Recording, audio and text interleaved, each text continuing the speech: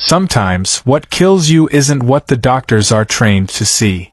20 specialists couldn't save billionaire Victor Blackwell. What they missed was noticed by the woman who swept their floors. Victor's $4 million hospital suite buzzed with alarms. Machines beeped. Doctors frowned. Death crept closer, even as the world's best medical minds debated his case. Angela Bowmont slipped in unnoticed, as always. Night shift meant fewer eyes to catch her.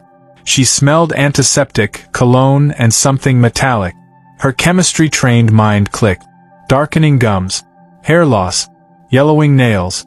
Classic symptoms. Poison. But who would listen to a housekeeper? Blackwell's wealth brought him isolation and top specialists. His suite was a hidden ultra-luxury wing. Angela dusted carefully, watching everything. At 38, she was invisible. A night worker, a single mother, but her eyes missed nothing. Dr. Thaddeus Reynolds, silver-haired and imposing, addressed his team. We've exhausted every standard test. His symptoms don't fit any known diagnosis. Angela kept her head down. She had once been a Johns Hopkins scholarship student in chemistry, on track for a medical research career, until family tragedy forced her to step back. Quietly, she kept learning, through books and notes. She noticed the hand cream moved since yesterday. Small inconsistencies often reveal the truth.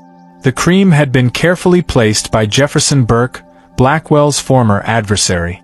Too precise. Too controlled. That night, Angela watched Blackwell sleep, piecing together clues. A theory emerged. Thallium poisoning. She needed proof. At 2:17 a.m., alarms blared. Blackwell worsened. Doctors rushed by. Angela watched silently. Symptoms matched thallium. Digestive issues, hair loss, yellow nails. Colorless. Odorless. Absorbed through skin. She approached Nurse Sarah.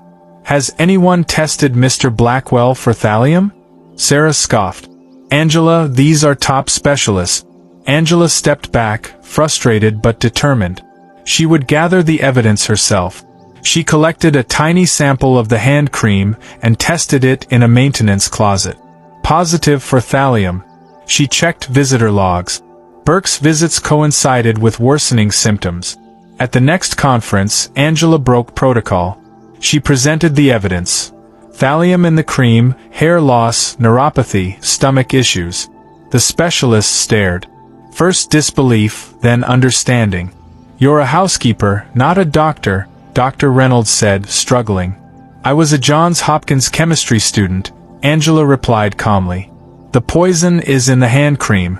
The timing matches the visit. Focused testing confirmed her theory. Prussian blue was administered. Blackwell recovered. Angela had broken the invisible barrier with her knowledge. Dr. Reynolds apologized. I owe you this.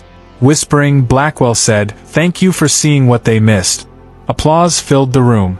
Angela's expertise was finally recognized.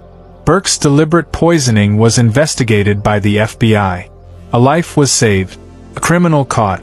Weeks later, Blackwell gave Angela a living stipend, a scholarship to finish her chemistry degree, and a secure position in toxicology.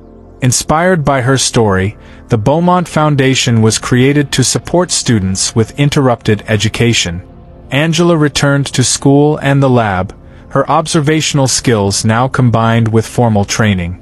Her children thrived, inspired by her example. She mentored others, giving presentations and sharing her journey. Years later, her children and colleagues celebrated her graduation. She had transformed from an invisible housekeeper to a recognized toxicologist, proving that genius exists everywhere, often in those no one notices. Her final thought: how others see you doesn't define your value. It exists on its own, waiting for the right moment to shine.